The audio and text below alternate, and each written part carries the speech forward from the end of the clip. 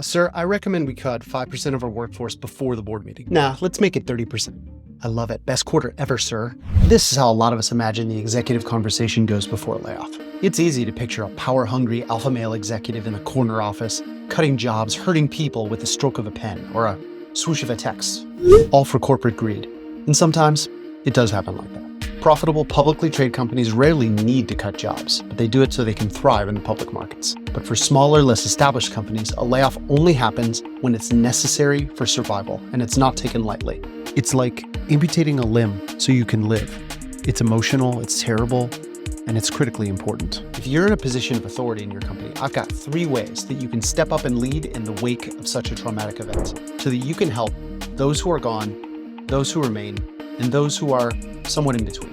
First, to help those who've been laid off, you should take a note from my friend Claire, aka Chief Product Officer on TikTok and Clairvaux on Twitter. Her company made the hard call to scale down and lay off a few dozen colleagues so that the company and the jobs of hundreds of others could survive. Now, I don't have visibility into how the message was delivered to everyone affected. What I did see from Claire, though, was a set of 3 things. She made a public post on LinkedIn that shared the regretful news of the layoffs. She made a comment on that post for each affected person in her organization, describing them and sharing what they saw in their next role. And she publicized a spreadsheet with similar information about every affected person outside of her organization, their contact info, their title, their areas of interest, and other details relevant to prospective employers.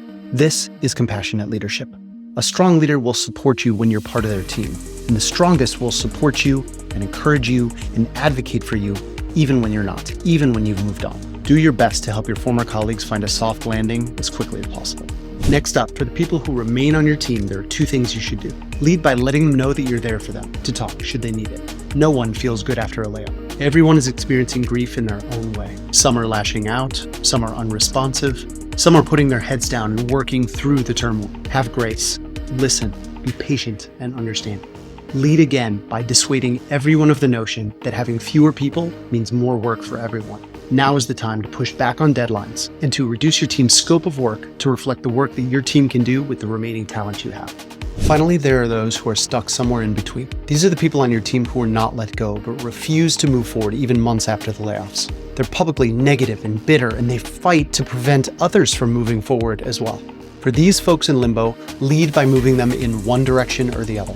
Meet, talk, and understand if there is any path to them wanting to be there, wanting to be part of this new, smaller, different company, part of the inevitable change. If yes, great, help them get there. If not, it's your responsibility to lead again by helping them find a better fit elsewhere, outside the company. So what do you think? What more would you do as an executive after a layoff? I want to hear your ideas in the comments. Oh, hey, almost forgot. If you're an exec and you're struggling to maintain a bird's eye view of everything going on across your organization, you're going to want to check out this video. See you soon.